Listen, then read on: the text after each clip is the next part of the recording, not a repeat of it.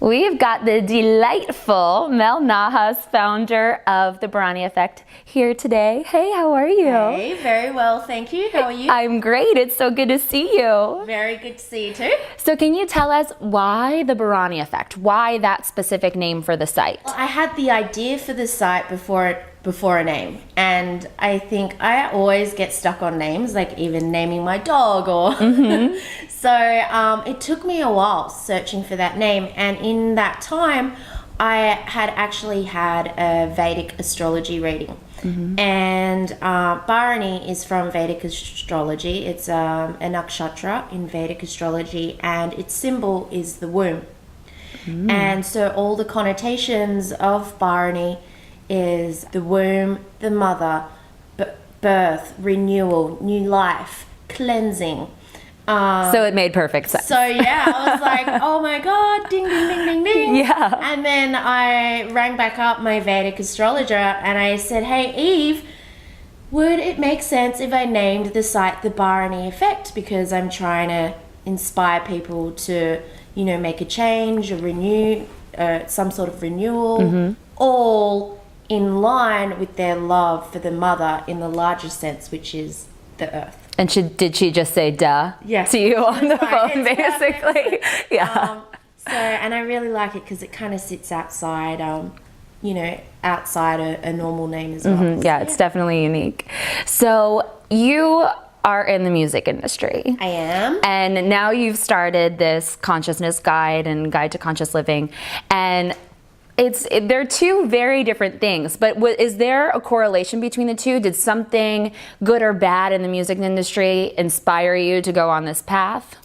No, I think it was more of a personal journey. They are two completely different things, and one of my best friends actually said to me, oh, you do the conscious thing because like you lived such a rock and roll life for, you know, a decade or more. And I was like, yeah, maybe. But, you needed it.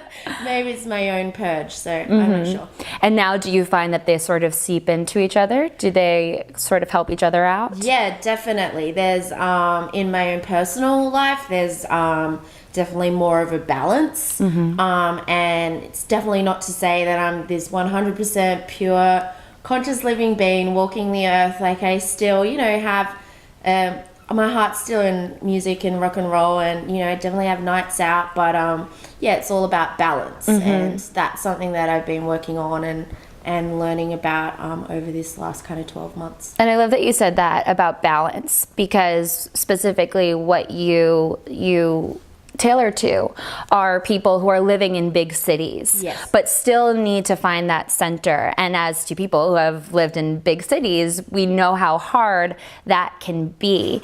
And what are some of the greatest tools that you've learned just by doing the Bharani Effect that you now practice? Meditation would be, you know, one thing that brought a lot of realizations to me in living more consciously. So let's talk about the Bharani Exchange. It's this great program that you have. Basically, we publish the weekly Conscious City Guide, which is conscious events happening each week in Sydney, Melbourne, New York, LA, and London.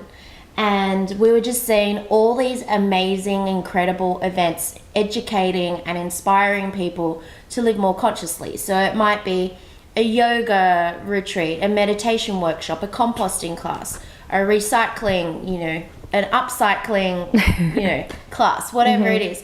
And I wanted to support the producers of those conscious events by purchasing tickets off them and sending people to them. Because to me, that is an amazing exchange in inspirational and conscious education. And what does the future have in store? Are you expanding? Are we going to see new cities soon? More cities will eventually come, but right now I'm in the process of turning the Bharani Effect into a full non-profit organization.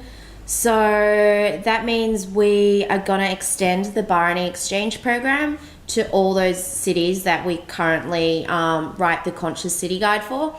And we'll be approaching local, organic, sustainable, conscious businesses in each of those cities to contribute to that fund. And we'll be sending people from those cities to those conscious events and then in return, because people are living more consciously, they're going to be, you know, more likely to support and buy those exact businesses that are supporting, of course, that program. So yeah, so that's one part of the non-profit idea, but yeah, there's lots of plans in action, and yeah, we're definitely expanding just to continue educating and inspiring people, like you say, who live in cities. Yeah, and you're doing a great job so far. I always I go on there and I just love to just absorb whatever information I can get, because you interview just the grooviest people. Yeah, thank you. There's like so many amazing people in cities, either making products, producing events, or just living in the city, but in harmony with the earth. And to me, that's so inspiring, because, you know, yeah, I would love to go live out, you know, on a big property and a farm, but for a lot of people, you know, you have to work, and it's not really viable, and you might have families. So there are ways to do it in the city, and that's yeah, that's what I'm trying to help people learn. Well, I love it. And thank you so much for all that you do. Thanks. And thanks for coming in and sitting down with me and chatting. No worries. Thanks for having me. And guys, to learn more, go to the BharaniEffect.com. Check out the Bharani Exchange. And until next time, stay fancy, fabulous, and fun.